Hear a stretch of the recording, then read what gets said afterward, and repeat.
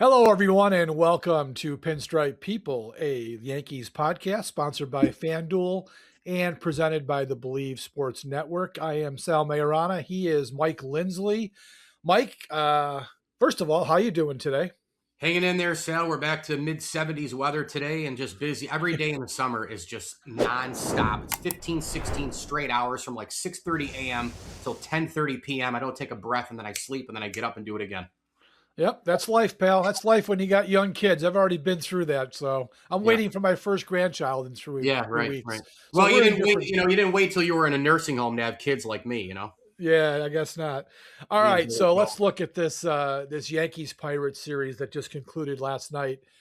Man, Mike, I tell you, it's exciting to finally see Max Fried and Gerrit Cole together Right. in the same rotation, let alone pitching on the same day in a doubleheader. And they win the series. But my God, Mike, did you feel good about anything after watching the Yankees try to hit the ball like a bunch of little leaguers facing Gerrit Cole and Max Fried? It's gotten to the point. It's so pathetic. It's such a hard watch. I don't know. I mean, it's hard to be happy about a series win over the Pirates. It's really funny too because when the Yankees got Gerrit Cole, they at the time seemed like they had a formidable offense. They had 3, 4, and 5, maybe a 2 here and there in their staff, but it was like, what do they need? They need the ace. Then they get Yep. the ace, and the rest of the staff kind of crumbled. And then as time has gone on, the roster construction with offensive players outside of, I don't know, Aaron Judge, right? And it's like 1 for 10 runners in scoring position. You felt that first game, they go 1 for 10 with RISP. Another game in which Gerrit Cole kind of battled, right? I mean, 7 innings pitched, 11 strikeouts. He was great. But again, 1 for 10. You get 2 more hits, you win the game, right? You Yep. get, again, with runners in scoring position, you win the game. You don't have to dive into a deep hole to figure this baseball stuff out a lot of times, whether you're getting elite pitching, okay bullpen, your lineup is decent over 162. If you hit with runners in scoring position, you win games. I've heard a lot of people talk about the Red Sox streak, the 15 games in a row that they won before they lost game 2 of the double dip yesterday. Sal, sure, we can talk about the sub 2 bullpen and the 1.15, whatever the pitching ERA was, but they had 2 or 3 guys on. They knocked them in. The runners in scoring position thing is a big deal. And so it means you either win 4-1 with your ace on the mound or 5-2 or 6-3 in a bullpen game or 9-7 in a bullpen game. Look at what happened with the Phillies and the Dodgers last night. Dodgers RISP. I mean, it's not that hard to figure out. Fried looked great. Cole looked great. But again, bats. Need them. Yeah. They ended up with 11 hits in that doubleheader. 11 Yep. hits for the series, Mike. For the series, they won 8-5 on Monday. We'll get to all the games in a second. Yep. They batted 26 times. They scored in 4 innings. Now, it was nice that they got 4 in the first and third Yeah. in the first game. That was enough to win. They got 3 in the 7th inning of game 1 yesterday and 2 in the 7th inning of the nightcap. That was the only time they scored. And again, they somehow won 2 of the 3 games, right? At least when they scored enough to get the job done in 2 of the games. Mike, I don't know how much longer this can go on because to me, I don't see how the Yankees can pitch any better than they've pitched. I mean, their rotation, yeah, Weathers wasn't great Monday. Weathers and Warren are both a little shaky, but the top guys in this rotation and most of the bullpen, let's be honest here, most of the bullpen, we've been bitching about it all year, they're Yeah. really pitching well. So Yeah. I'm not sure how much more the pitchers can give the Yankees. And if this offense doesn't start doing something, where are we going with this team? I mean, you got to score runs to win games, and they just don't score. Here's another one that I thought about yesterday. I understand that Manny Machado is only hitting around 200. I get it. And I understand he's making from that original Padre deal when he was a free agent from the Orioles about $30 million a year. That's Stanton money. They already got enough $30 million a year guys. I get it. They got Cole, they got Fried, they got Judge. I get it. Grisham and Bellinger are overpaid. I get it.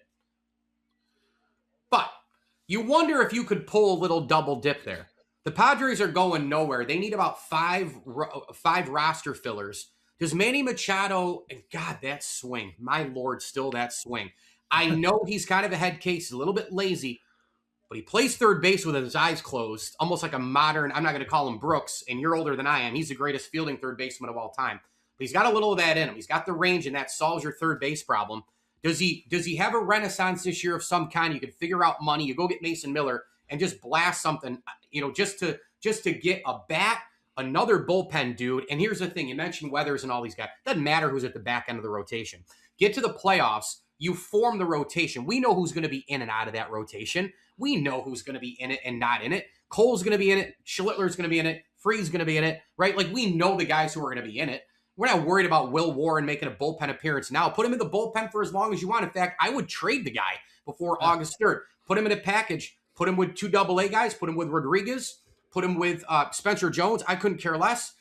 The Lombard thing is another discussion. But if they knew their prospects, as I've said, they would know. But why not San Diego? Why Slam Diego? Sorry. Why not maybe give him a call and say, hey, are you dangling Manny too? Because, goodness. That might be a little bit of a pop. Maybe there's a renaissance there. The dude's got so much talent. I'm telling you, and resurrect it in New York with the pinstripes. I wanted him in the first place. That would be an interesting deal. But you've got to get a bat or 2 here, Sal, because this is absurd. Absurd.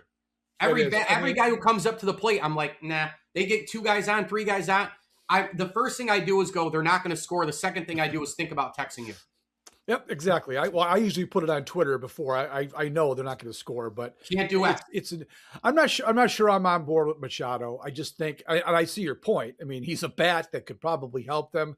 I'm not sure I want to do that, but I'm perfectly on board with bringing somebody in and not being afraid of who I'm going to trade. I don't want them to trade Lombard. What I want them to do, Mike, is bring him up. They've been saying the defense is major league ready, okay? And they're still hoping for the bat to come along. Mike, what the hell's the difference on this Yankees team if his bat isn't quite there yet? If anything, the one thing you would do is solidify your shortstop defense. And if he hits the right of West and he stiffs it, then he'll fit right in. So I'm fine with that. As for Dominguez, Spencer Jones, you said Will Warren. There are guys on this, Elmer Rodriguez. There are guys on this team and in this organization that I'm ready to move on from and bring some new blood in and inject some life into this team. No doubt. And by the way, if the defense is major league ready, then it's already better than Volpe. It's already better than Caballero. And it's, by the way, I don't even want to go into the him at the plate. Seriously, it's already better than all the guys there. And your boy last night barely got the ball out of his glove and he was safe. I know we're going to get to the game. But, it's already better than 3-4 guys in the overall infield of defense, if that's true. If that's true. If it's true, you're right. We don't know, but we think that they have that figured out. The kid can play defense. So bring him up, stop screwing around, and then augment the rest of the team using some of these assets that you've hugged for so long. And it's just, they bring Spencer Jones up for the doubleheader. And it's just, I'm tired. I just don't think it's ever going to happen for him, at least with this team. You know damn well they're going to trade him and they'll end up hitting 50 home runs for somebody. I'm sure that'll probably happen, but that's just the way it is with the Yankees, it seems. But Dominguez, he does something like once or twice a week that make you think, he's going to get it. But then the rest of the time, it's a pop-up with men on first and second, or he misjudges a fly. It's just, I'm kind of had it. I know he's only 23 years old, and it seems insane to be giving up on him. But in his case, at least, unlike Jones, he's had an opportunity, right? He was their full-time starter for half of last year. Couple injuries, okay, but still, And he's been playing a lot this year with Jones. He's had more than enough chances to do something, and he comes up with a big hit last night. I'll give him that. And his speed produced that second run because I'm not sure anybody else scores on that play. Maybe Caballero does. But anyways, let's just go over the games because we're a little bit tight on time today. First game was, it was funny. I wasn't even watching at the start. I was doing something, I forget. And all of a sudden I look up and it was 4-0. I'm like, oh geez, figures I'm not watching. They do something. Then I looked again. It was 5-4 Pirates. And I'm like, oh, I'm glad I'm not watching, right? And then the Yankees come back with 4 in the third, and then the scoring stopped after that. So good for Jazz, 2 home runs, 5 RBIs in that game. It was 3 straight at-bats with a home run. And then, Mike, what else did he do? the rest of the series just completely disappeared. Ryan Weathers in that game, not good. The only thing he did well was he grinded at least until into the fifth inning. He pitched 4 2/3 and sort of saved the bullpen. Mm-hmm. But look, it was a win. They'll take it. But you could see in that game, those last 5 innings that they batted, they did absolutely nothing. And if they don't hit a home run, Mike, they just don't score. Think about it. Think about they had the 2 home runs from Chisholm, 1 run scored on an error, a double error, actually, the first run of the game, and Caballero had the 2-run double. In the second game, Rice 3-run homer, that's it. And then finally in the third game, they had 2-run scoring hits. If they don't hit home runs, Mike, they are typically in big trouble. No doubt. And that Valdez kid's pretty good for Pittsburgh, by the way. I called him Perez a show or two ago, but it's Valdez, 22-year-old out of the Dominican. He's everything that the Yankees told us Dominguez was 7 years ago, by the way. He's athletic, long, great reach on the swing, right? He's an unreal fastball hitter. And they have some pop, right? I mean, they got O'Hearn, they got Valdez. They've had 10 RBI games. They've had multi home run games. I mean, Reynolds and Lau. I mean, they've got some players. I'd like to see the Pirates. They're just a cool team. I mean, the black and yellow, a part of city, Pittsburgh. It's the only city in America that's got all the sports teams with the same color. They got cool unis. They go back to the 70s. I mean, I think the Pirates are a cool team. And they got some good players. But, boy, the Yankees, it's just one of those things on a Friday night. You start a series, and it's just 1 of 162 where you're just going, right? It's just back and forth, and stuff starts happening. And you're just hoping for one moment and one guy, somebody to come through with an anemic offense. And at least they got that to start it out, no doubt. Yeah. But this Pittsburgh team, I mean, they will keep hitting. They will. Yeah, I like their team. They need a little bit better pitching, but they're in the race. I'm not sure if they're going to finish it off. The National League is definitely better than the American League. I'm not sure they have quite what it takes to get there, but they're pretty good. That night, the first game, Mike, bullpen was really good. Shavi, I got to get this kid's name right. How do you pronounce this kid's name? Heard it 3 or 4 different ways. So I'm going to say Shavi, but then Hedrick again, it's just outstanding. Tim Hill got into a little bit of trouble, but Cruz bailed him out and pitched really well. So bullpen very good that night after a shaky start by Weathers. They get the job done and they get the win. Now yesterday, okay, Gerrit Cole takes the mound. Mike, I mean, he was perfect for the first 4 2/3. Mowed down the Pirates. It was as good a performance as he's had probably in a while, right? I mean, maybe since before the surgery. He looked like he was on perfect game watch. And then what's bit him this year has been the long ball, right? Oh. He has served up. Well, it's I know exactly what it is. It's 11 in 62 innings now. That's not good. Gave up the single, and then 3 pitches later, it's 2-0, and then he served one up later. So they're down 3-0. It sort of ruined what I thought was a fantastic performance. Otherwise, he was great. 11 strikeouts was a season high. Really good. And then Ben Rice tied the game, right? Ben Rice, it looked like, okay, they're there. Ben Rice took care of business. But again, that was it. There was nothing else that they could get in that game. The Pirates bullpen just shut them down. And you knew damn well once it got to the extra innings, they're screwed, right? Because the Yankees, A, never seemed to prevent that free runner from scoring. Yep. And then the Pirates tacked an extra one on. And B, because the Yankees can't hit with runners in scoring position, which they give you a free guy in the extra innings with a runner in scoring position, 1, 2, 3, ball game over, Yankees lose. Just maddening. They're 1-6 in extra inning games this year. Fake baseball with a ghost runner. Hate it. Yankees stink in those spots. Hitting's brutal. Gerrit Cole, though, hat tip, covered first base on a play. And the Ben Rice show continues. I mean, I texted you. Who else? Like, who else? I mean, that guy has been an unbelievable player this year. And but yeah, you get in the extra frames and the Yankees, the deeper you go in games, whether the ghost runner's there with a fake baseball in Manfred or it's the World Series against the Dodgers, whatever, the deeper you go, the more they get exposed, right? Yep. 1 for 10 with runners in scoring possession in that first game position. It's maddening. It really is frustrating why this team can't execute in those moments. I mean, you look around the league, and again, we don't watch every team. We don't. Other teams have problems with this too. but I find it hard to believe that anybody is worse than the Yankees when it comes to those clutch moments. They score runs. Look, they're near the top, right, in runs scored and run differential and all that stuff because they hit home runs. But as we just said, when they don't hit home runs, they're screwed. They do not manufacture runs. And as we know in the postseason, you got to manufacture runs. And a microcosm of that is Giancarlo Stanton. That's why I always try to tell people how this works. Who are you talking about? I don't even know who you're talking about. It's balls to the moon. They look great. We need this. We hear people all over the place. Yankee homers. Like, oh, we need the October Stanton. As long as we get him back. He hits a bomb and he gets, a 3-run homer, and they look majestic and great into the New York night, all that sort of stuff. And then it's 1 for his next 20. But the numbers level out to score runs in the RBIs and all the other things from production because he has those big, and then he comes back a little bit. Well, guess what? That's the Yankee offense as a whole. That's why it's so frustrating. And I've been pounding on Cashman for years because this is all roster construction and offensively challenged with a payroll that is way high in order to go get some pieces. Can't get every move right, but you got to have somebody be able to get a ball into the outfield with a guy on third base and one out. And I know analytics kind of, make a lot of that not happen too because guys are swinging wrong. There's not coaching as much. The fundamentals. Kevin Kernan, are you out there?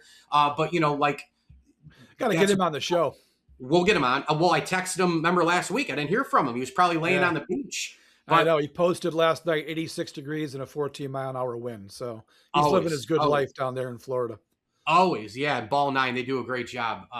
But yeah, it was frustrating. Again, 1 for 10 RISP. But dude, it's been happening every year like this. Been talking about this stuff for months, every year for 15 years. And we also had the Fernando Cruz roller coaster in that first game. Yep. I tweeted this. He's either really good or he's really bad, right? Yep. And yesterday in the first game, he was bad. Comes in the 10th inning, just did not get the job done. Gave up 2 hits. Yep. 2 walks, cost them. I'm not going to say cost them the game, but certainly hurt them, and put them in a 5-3 hole, which wound up being the final. That after Monday when he was really good. He was really good Monday night. So I don't know what to make of him. When that splitter is working, he's close to unhittable. But if it's not, and he has to rely on something else, he's very hittable. So that was a concern. They go into the second game yesterday, Mike, last game of the series. And I got to admit, I did not have much expectation for Fried. He hasn't pitched since May 13. He only had the 1 rehab start, and I think because of the doubleheader, I think that was what changed their mind on the decision. He was supposed to pitch in Scranton. And I think they realized, well, let's just have him pitch his rehab game against the Pirates and keep everybody else on regular rotation rather than having to throw Elmer Rodriguez or whoever. I'm thinking if he can get 3 innings, 60 pitches was going to be his limit. I figured 3, maybe a little into the 4th. Well, he got 5 complete.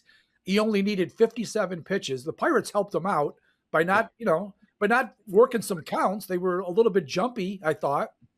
But for him to do that after the Yankees had burned the back end of their bullpen in the opener I thought was huge. Because I'm not sure I guess it would have been maybe Yarborough would have covered a couple, but it was really good that he did that to get them through there. And then again, Mike, we saw a bullpen that we've screamed and yelled about their bullpen, but damn, they get the job done. Again, they gave them 4 innings of scoreless ball, and they end up. They gave up 2 hits and 2 walks in the last 4. Blackburn was great. I mean, he inherits a runner in the 7th inning, and then immediately the guy steals. Sanchez makes a bad throw. Volpe makes a worse play by not keeping the ball in front of him, and it went into center. Now they got a guy on third. Blackburn strikes out the next 2 guys to get out of that, so it's still a scoreless game. And then he pitches the 8th inning too.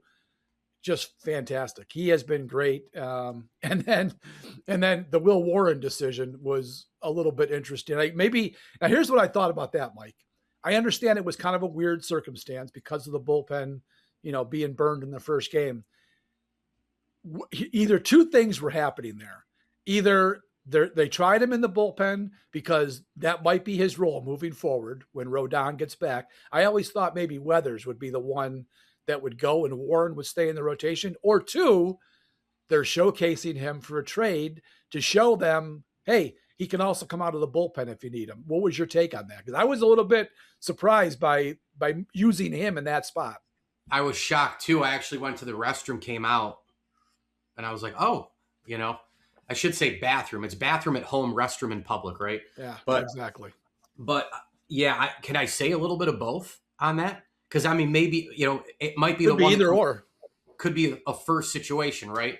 But yeah, I mean, look, they needed this series overall, man, and the bullpen was awesome on Sunday. And you're right about Cruz. Your comment about him, like he is either way high or way low. But I think overall, and I know there were some people on X bombing you about how bad he is and bro, cut the bum. It's like the overall part was great. The problem is baseball people never sell. But baseball people live so in the moment for the one game thing. And while they do matter, it is about, well, what about the last 15? What about the last 30? What about 160? And then we finally get to our Labor Day and we still have a month left. But every game matters in its own little way. And then as you kind of extend it out, right? And then you're like, okay, now the 160, and then the big picture gets painted.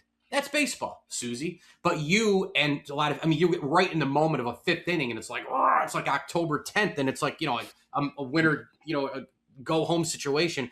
But the bullpen was great, Fried spectacular. You just hope that blister holds up, right? I mean, that's really where we're at now. I know this last injury is what it is, but like he's had that blister problem for a while, and Cashman knew it and still gave him the big money. And we know that it's resurfaced a few times, but they had to have the series overall. I mean, what happened yesterday? The game in between is what it is. It's 3/162. The Rays, are doing what they're doing. The Red Sox won 15 in a row. The Blue Jays, by the way, in the division, thought maybe we were waiting on that run. All of a sudden, boom, now they're 10 games below 500 again.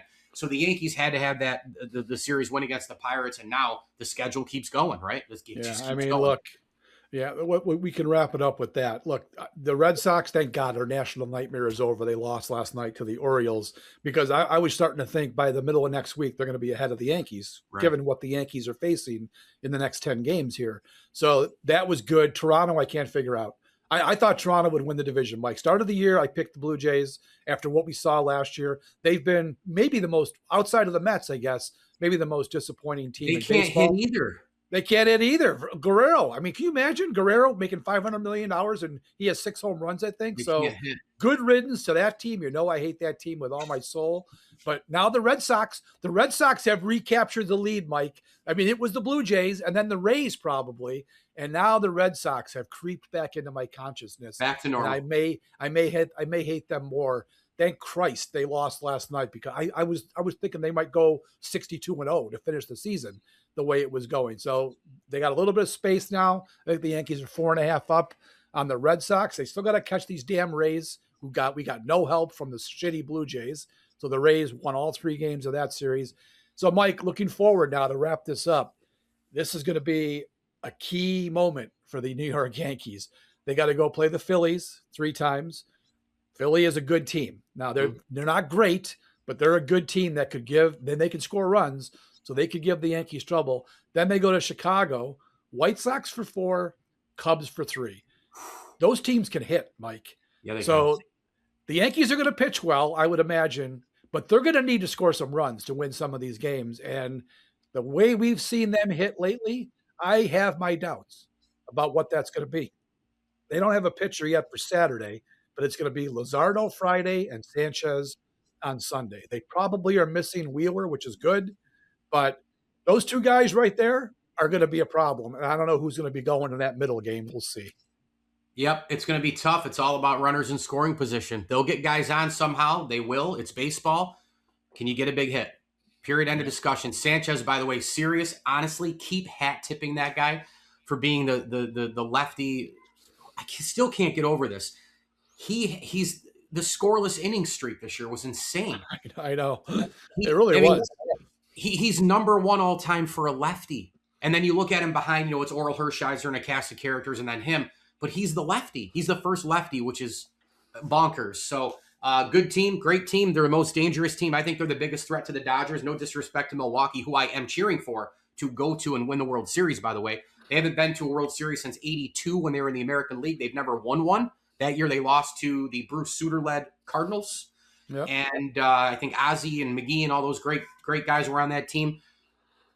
I'm cheering for the Brewers, but in terms of most dangerous, it's the Phillies. It's Schwarber, it's Harper. They scare you. They got 3 pitchers who can mow you down. Bullpen, that's their key. Their bullpen's Yep. their key. But let's see what happens in the future, Sal. I got nothing else for you. You can do your thing at the end. I do want to tell people, though, that I will be down and back for Induction Sunday down in Cooperstown this weekend for the festivities. I used to go down and back 3 straight days. Sometimes I went Friday, Sunday. I'd go Saturday, Sunday. With wife now, I'm just going down and back Sunday. I'm going to try to pull some interviews for us. You can follow my socials all over the place at Mike Lindsley NYS, and looking forward to going down and covering my 24th Hall of Fame induction. So I'm not a spring chicken anymore either, Sal. I'm getting old like you. All right, pal. We'll have a good time in Cooperstown. I think we're going to talk that day live from Cooperstown. We'll do a quick show, and then Mike's going to, again, like I said, get some interviews with some of the Hall of Famers. So until then, folks, thank you for being here. We appreciate it. Again, this is the Pinstripe People podcast on the Believe Network, sponsored by FanDuel. Have a great weekend, and we'll be back talking to you Sunday from Cooperstown, and then Monday wrapping up this Phillies-Yankees series. Have a great day.